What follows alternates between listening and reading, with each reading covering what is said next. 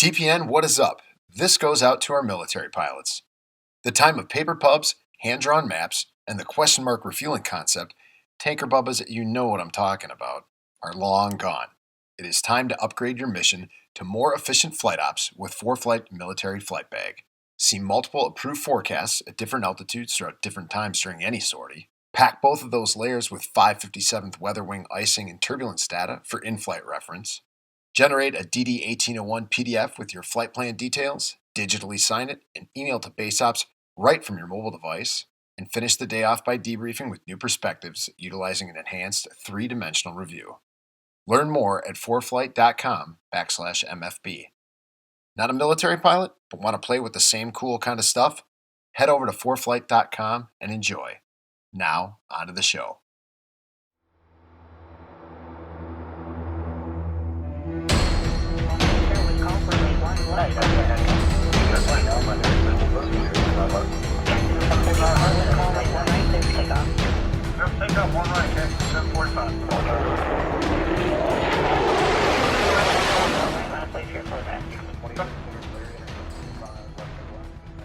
TPN, what's up again? It is I, Adam Yuhan, bringing to you another awesome guest, and also at a time when it is most needed to hear some, if you want to call it a point of view, you could, but I think it's more of a, all right, let's take some stock. We spoke with him not too long ago about how our resumes and apps could look a little bit better. Captain Set is with us again, a great friend of TPN, a great friend of the show, and somebody that I look to for insight, and he's got some really good insight on this current situation. Charlie, all things considered, how are you doing? I'm doing good. I am on day 12 of coming back from Brazil and in self-quarantine, if you will, and hanging out, man. I took April off, so I took the stay at home with a partial pay month, and nothing on my schedule until May. Okay, and I think that's safe thing. In fact, I wanted to just jump on that really fast before we get too much into our discussion. One of the things, I had this conversation with a few pilots, and a lot of guys were debating on taking half pay for some airlines, or partial pay, or if they even can take no pay and take the time off. With the situation at hand, my wife, we're expecting, and if I had that opportunity, I would definitely do so. Unfortunately, I'm the sole breadwinner, so that's not something that we can do right now. But with that said, I think for those of you out there who are questioning all of that, nobody's ever going to look sideways at you. If you have a high risk situation, do it as best for your family, do what's best for yourself. Because the other thing, and I noticed this, and Charlie, maybe we can probably both speak to this at some point. If anybody's got a question for us, hit us up. I just came back from a trip, and the stress level I felt of coming back and exposing my family to something was higher than I felt in my career. I was extremely concerned for my wife, less for my daughter. I love her to death, but she's not a high risk person. And that freaked me out, made me really uncomfortable. And that stress level put me in a bad place to operate an airplane going forward. I was fine until I got home. And then I realized, I don't know how well I'm going to handle this going forward. So it's something that you got to make that decision for yourself and really think about it leading up to that. And that is something that I will be doing on my next trip. I will definitely be thinking about it and putting myself in the right mindset before I step to fly. Because if you're not in that good mindset, definitely don't go operate any airplanes. So I just wanted to just throw that out there to everybody, because Charlie and I have been through this just recently. So getting to the crux of our discussion, Charlie, let's talk about, they're not comparable, right? Maybe they were in the beginning, but 9/11, 2008, those events in aviation, although we may have considered them comparable in the beginning, I think it's turning to there is no comparison to what we're facing right now, but they're the only events that we have to put into perspective what's going on. So if you could just give a brief history on where you were at 9/11, 2008, to give some perspective to everybody for what we're going to jump into a little bit later. Well, yeah, 9/11 was interesting. At that point, I was in the training department at my airline, and I was teaching initial new hire ground school. And I had to go to work that morning, and we already knew what had happened in New York by the time I went into work. And let me tell you, teaching basic indoc was incredibly difficult because you want to not hold class because you want to be riveted in front of the TV and see what's going on, but you also knew, everybody in the training center knew that things were going to change dramatically. And of course they did. And a lot of things were different on 9/11 than they were in the industry today. And, you read and you hear things talking about, the airlines were not as strong financially on September 11th of '01 as they are currently or Very were. true. Right. So there were already things that were being considered and in play in terms of organizational survival. And that was a catalyst to do a lot of them. So I saw myself very quickly going to be, from a not bad seniority captain. I held on to the left seat barely. I was the youngest captain at my airline after 9/11. And we managed, right? But we just took it day by day. But things went back to normal, quote unquote normal, fairly quickly. The airspace system wasn't shut down for that long, right? Not like we're seeing now. Now, the loads weren't there, and it was a completely different fear. And it's still a fear of the unknown, but at least that fear you could see, that versus this one you can't, right? Yeah. So, and we're going to have to deal with that. But, if your house is anything like mine, man, when the bars come off the windows, I'm punching out and going someplace, right? Because I can't wait to get out of this house. And I think most people are like that. And I think if they've got the ability to travel, and I told my wife the other day, I says, when we get into the recovery part of this, man, there's going to be all kinds of fabulous travel deals out there because everybody's going to be incentivizing everyone to come out, right? And we're standing by, ready to take advantage of that. But it was a scary time, definitely a scary time. You mentioned it right there, and I think that gives the 9/11 piece definitely gives some perspective. I think 2008. I just wanted to get, so you were a captain at your airline in 2008, and I think the biggest thing for people out there who maybe don't know too much about what was happening, aside from everybody knew about the economy, but how it looked like, from an outsider's perspective at my time, it looked like, hey, the airlines are about to start hiring again. And then all of a sudden it was, oh, wait a second, that's a head fake. And boom, there's nothing. And so you're talking SARS, right? and economy issues, SARS, economy, because that was the real whirlwind when once the housing market crashed. I remember being on the outside looking in and watching my friends who'd just gotten hired at Continental at the time. And all I wanted to do was get on with an airline. They had already gotten there. And the next thing I know is every one of them is looking for a job because they're furloughed. Yeah. And what did it look like from the other way looking outside, knowing that, oh boy, man, we just recovered from this last monstrosity. Here we go again. How did that play into kind of what you're going to talk about here in a minute? Well, so '08 to me personally didn't have the impact that 9/11 had in '01. Okay. Right. So, and my perspective is really not very good on that situation in '08. I had the seniority to be insulated from that. I was not doing basic indoc, so I didn't have the training experience and exposure with that. I picked up the pieces from that, though, in 2011 when I got handed pilot hiring at my company. We were finally bringing guys back from furlough. So there's a merger going on. All the guys from airline A had come back. All the guys from airline B were furloughed and returning. And I picked up that process of managing the furlough returns in late 2011. Okay. So I didn't experience and have the exposure to it in '08, but I was there responsible for putting all the pieces back together again in 2011.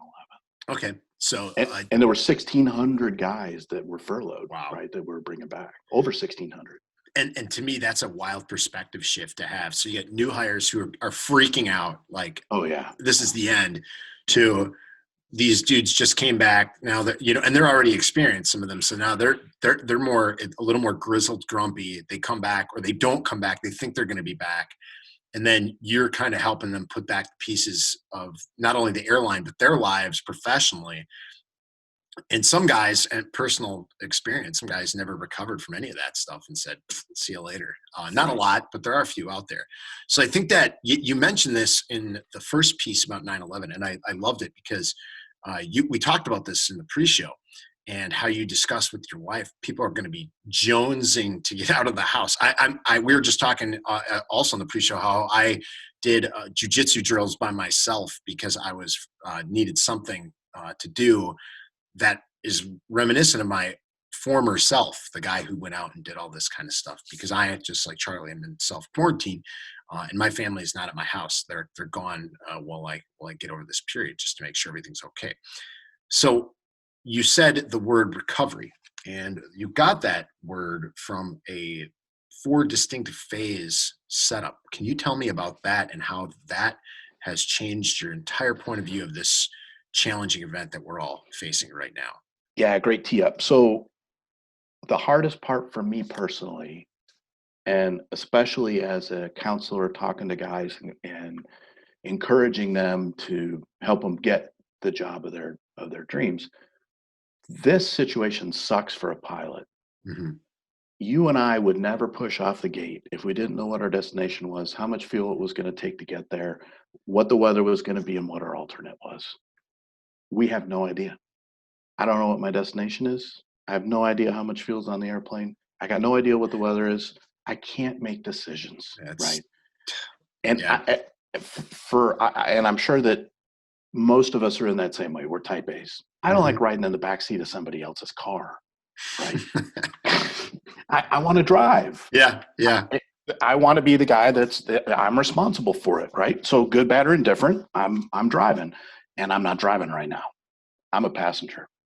So I read an article by a guy that I have worked with in the past that I have a lot of respect for, and he compartmentalized our situation into 4 categories. And for me, having the compartmentalization was huge in terms of a mental mind shift. And the categories that he had were crisis, restart, recovery, and the new normal. And I think very clearly we're in the crisis mode right now, right? Mm-hmm.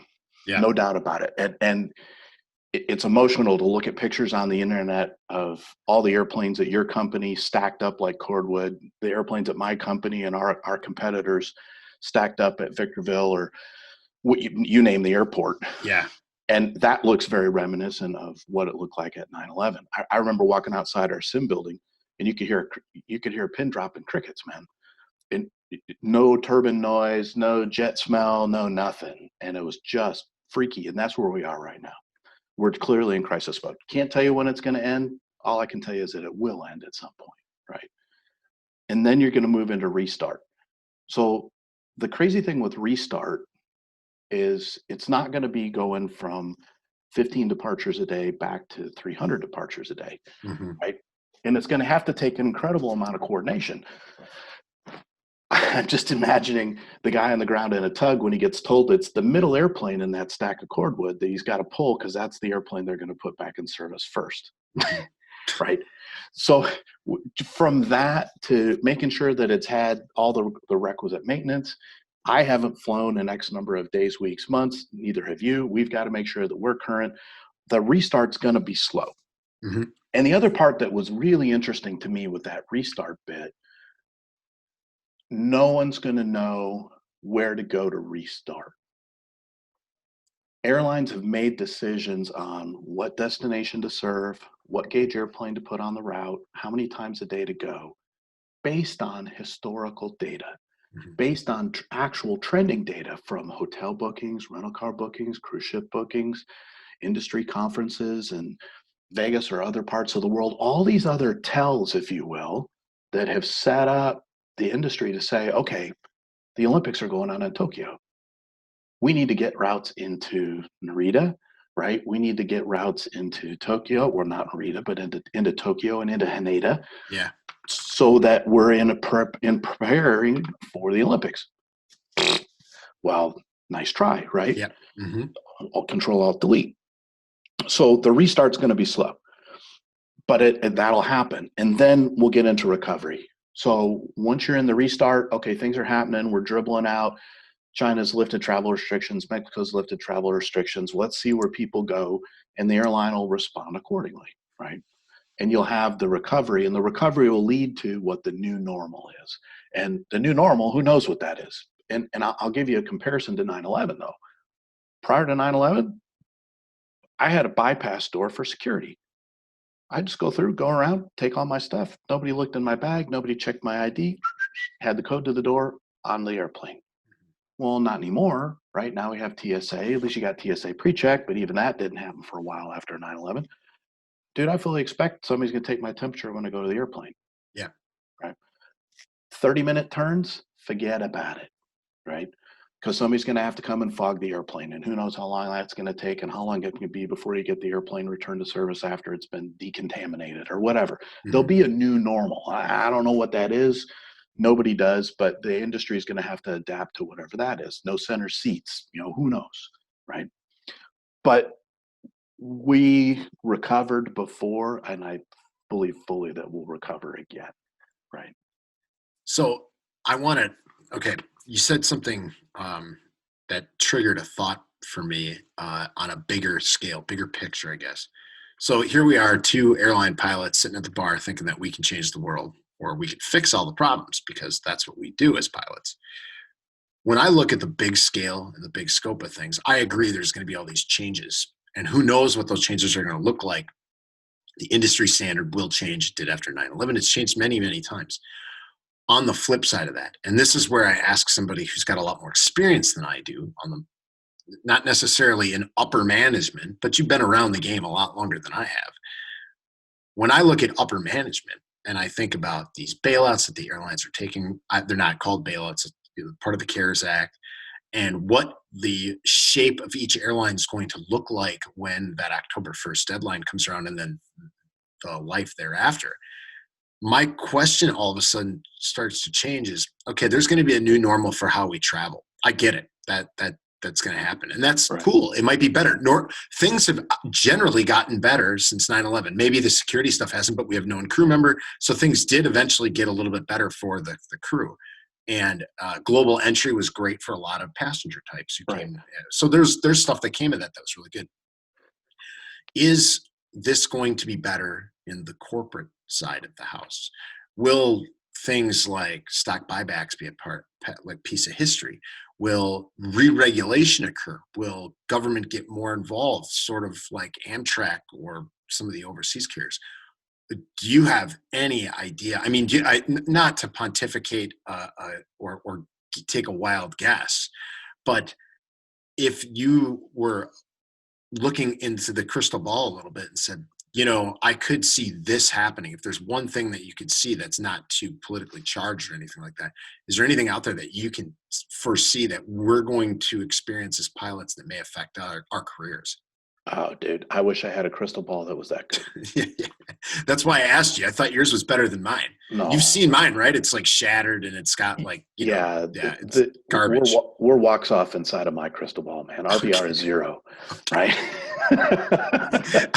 Okay, so it is as good as mine. Copy all. I see what you're saying.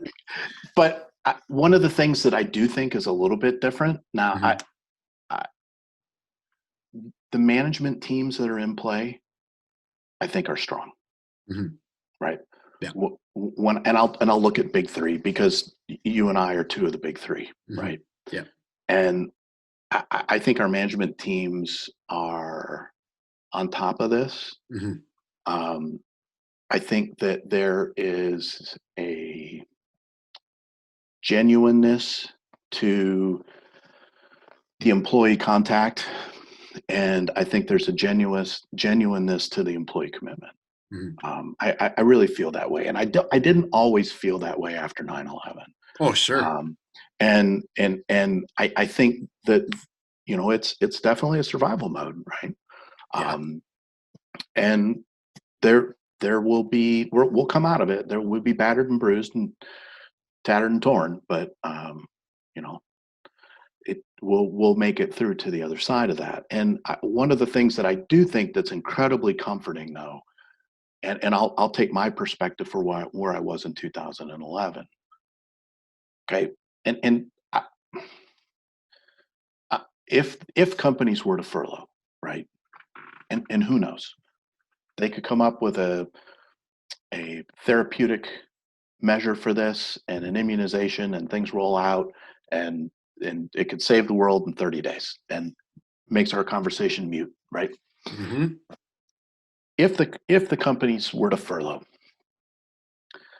one of the things that I can say very strongly that I was committed to in my company was bringing the guys back, was getting the guys back on property, right? And we made that commitment, and I made the commitment after that, and it was supported at the company level, that once we got the furlough guys back, guys that were in training that had training canceled, we called them and brought them back. Then I went out and guys that had class dates, I called them, got them back in the mix. Mm-hmm. Guys that had interviews and the interview got canceled, they were the first people we interviewed, right? Yeah. So we took care of the people who we had already made some kind of commitment to. Mm-hmm. And I'd be incredibly surprised if that didn't happen again. Yeah. Yeah, I think you've already seen it too with some of the carriers out there who've continued to class to get them on property, at least, right. Get them their number, knowing full well that they may not have that they'll have the number, but they may not actually be on property come a certain time period. And I can agree on a lot of fronts there that just seeing and I think this goes beyond the airline industry, the corporate outreach by many companies to not only pay sick time that they normally didn't pay or keep people gainfully employed is something that is positive. I think it's also a sign of how great the economy was doing that a lot of these businesses have a ton of cash on hand to do this kind of thing. And that is, if there's one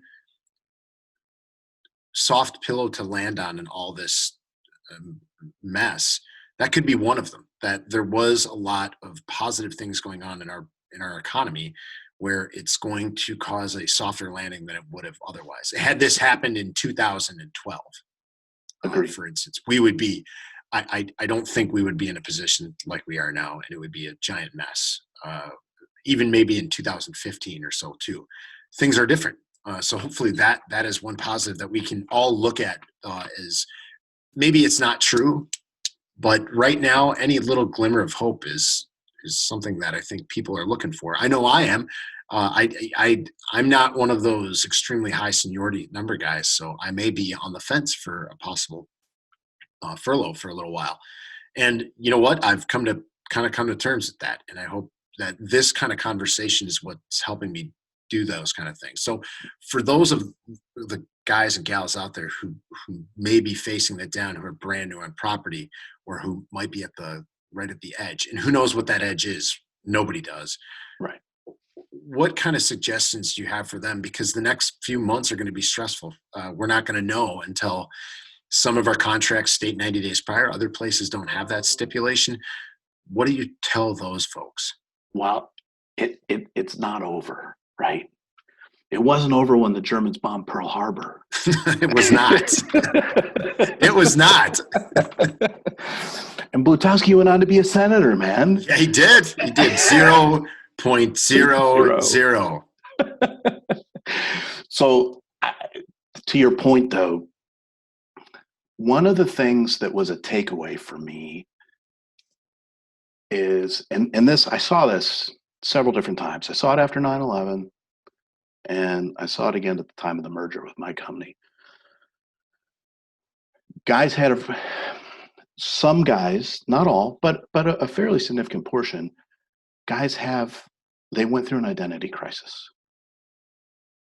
And they struggled with that because this job was not what they did, it was who they are. And when you allow this job to be who you are, it becomes perilous, right? And I got to admit, I was that for a long time, right? And it took some self-reflection and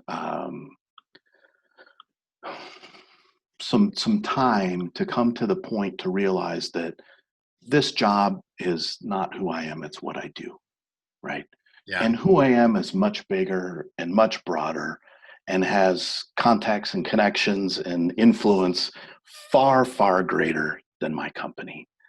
And I'm talking about my airline, right? Far greater than my airline. Being an airline pilot and a captain is it's what I do. Hmm. It's not who I am. Sure. And I think once if guys can embrace that, right, that you are a much greater piece and have much broader capabilities and capacity than just flying airplanes, then it helps. Amen. And if I may be so bold to add a piece to that, and you can tell me if I'm crazy or wrong, um, I think it also helps a lot of the newer folks who are in just new to the industry is, and this goes to the corporate management discussion we had just a minute ago as well. But remember, as a pilot, when you're not the captain, so when you're the captain, you're the CEO of the airplane. But when you're working the line and you're not flying the airplane and you're sitting at home and you're looking at all these crazy things that are going on in the airline industry right now, remember, you're a part of the labor group. And it is okay to look to management and say, this picture is bigger than I can see, and they're going to solve it for the benefit and welfare of the company. And it's okay to feel like you don't have control of this situation. I know that I want, just like you, I want to be the dude sitting up front driving the car. And I can't. I can't for a lot of things right now. And it's okay to be sitting in the back while somebody else who's got a better understanding of how to make the car go sit up front. Because even though I have had disagreements with my management team at different companies at times, I will say that they are way better at operating a multi-billion-dollar company than I ever am and ever will be. So it is okay to be part of the labor group and support your fellow pilot, have solidarity, keep pressing forward, just do your job. Coach Herb, for those of you who don't know who Coach Herb is, Coach Herb was the coach of the 1980 U.S. Olympic team that had the Miracle on Ice and eventually won the gold medal. And Coach Herb said the line, do your job. And he's right on all accounts. So if we just do our job, we will find the end to this much sooner than if we sit back and stress and get worried. And your job may be to take a 50% pay cut and sit home and be healthy. Your job may be to go fly the line and fly premium extra trips that are out there because they need you to do that. Your job may be to take a leave of absence or take military leave, but that's your job and do it right now. Do it to the best of your ability. That's what I'm trying to do. I'm sure I know Charlie's doing the same thing. And he still does that with checked and set, because when this stops and those retirements kick up again and things start to press forward and the airlines realize that if they're too small and they need to hire more people, Charlie's going to be there for you to help out with that as well. So I had to put a little plug in for checked and set, even though we're doing all this other discussion too. And you know, and that's one thing we've seen that volume drop to almost nothing, right? Oh, I can imagine. Yeah. Some guys are still engaging with us, and that's great. And we had some guys on the books, and that's great. And you know, we'll continue to do that. Not that this is foreshadowing, but I like the Alcoholics Anonymous prayer too, right? Mm-hmm. So, you know, God grant me the serenity to accept the things I cannot change, the courage to change the things that I can, and the wisdom to know the difference. Yeah. Right. Spot on. I mean, you know, we're doing this because I've power washed everything I can power wash at my house. And I refuse to clean the closet. And my go bag for my weekend at the Betty Ford Recovery Clinic is already packed and ready to go. Right. So it's just, but you have to have that knowledge to say, there's things I can change and things I can't. Yep. Right. I can't control any of this. Yeah. I can control the sphere of things that happen in my house. When I go to work, I can control the sphere of things that happen on my airplane. And I'm smart enough to know, and I know you are too, that there's just some things that are out of my hands. Yeah, totally. Out of my hands. Yeah, and I think that is a perfect place for us to wrap up this quick podcast with Charlie Venema. Just realizing that, yeah, this sucks. It's totally crappy. Yeah. But you know what? I think the hard part is we can't rally around anything. We can't get mad at the terrorists. We can't get mad at a political party. We can't get mad at this or that. We can get mad at a virus that we can't see and can't do anything about regularly, unless some of you are biochemists out there. So get your ass working and figure something out. But I disagree on the rally part, right? Yeah, no, we can rally. We don't have anything. There's no target, right? Yeah, and that's the hard part, I think.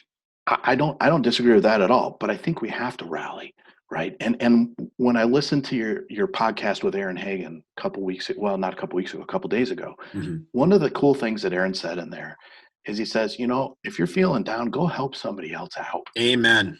And I'm like, that really struck a chord with me. Yep. And that's where we can rally, because if you can take care of your neighbors, right? And that community becomes strong, because again, the job is what we do. Who we are is where we make a difference at home. We make a difference in our communities, and we can still do that. Spot on, Charlie. Thank you for taking a few minutes of your day to join us. I know that you are incredibly busy right now, as we all are. Yes, I am. We had to break Charlie's Tiger King rewatching, marathon watching. Yes, I'm on a binge watching of that. Hey, that's okay. I watched the home theater got finished before all this happened, thank goodness. And I watched The Matrix the other night. It holds up, everybody. Cool. It holds up, everybody. It holds up for being 20 years old. It holds up. So I just wanted to say thanks again, Charlie. It's always a blast to talk to you. This is probably not the situation that I wanted to be talking to you about and in as soon as we did. But thanks for joining us. If folks do have questions for you, they want to reach out. They want to still continue to get their stuff ready, because someday this is not going to be happening and companies are going to start hiring again. Or they just want to reach out, have questions, or they just like the sound of your voice and want to call you on the phone. How would they first get a hold of you to get that phone number? Just send me an email, charlie@checkedandset.net. charlie@checkedandset.net. If you want to reach Matt or I, you can hit us up at heyguys@thepilotnetwork.org, or Adam@thepilotnetwork.org, or Matt@thepilotnetwork.org. You can still find us on Facebook. You can go through the Pilot Network Facebook page or in the group. Make a stink and we'll probably come find you too. We're trying to do some work in the group to clean it up. So if you notice people are starting to get booted for a little bit less, we're taking the rules a little more stringently. We want people to be adding positive and good message words to the Pilot Network instead of slinging mud and being nasty to each other, especially in this time of need. And if you do have something that you want to do to help others, post it on the group, post it out there on the community webpage. That's what that stuff's for. That community webpage is a great place to go and say things that you're doing to help out your local neighborhood, your pilot community, or whomever that you're reaching out and touching. In fact, one of the ideas I had, and Charlie reminded me of this, is I realized that the person that I get my hair cut from, she's not able to see anybody, and she does a great job. So I PayPal'd her $30 and said, hey, let's just say it's good for the month of March. So just be considerate of those out there who aren't as fortunate as some of us who've had these great paying jobs. Even though we may not have them for a long time, we're going to come back to them soon enough, and we get to then again take the flying public all over the world. So with all that said, I want to remind you to wash your hands like everybody else does, but to fly safe if you are flying, and look out for your fellow pilot. Take care, everybody.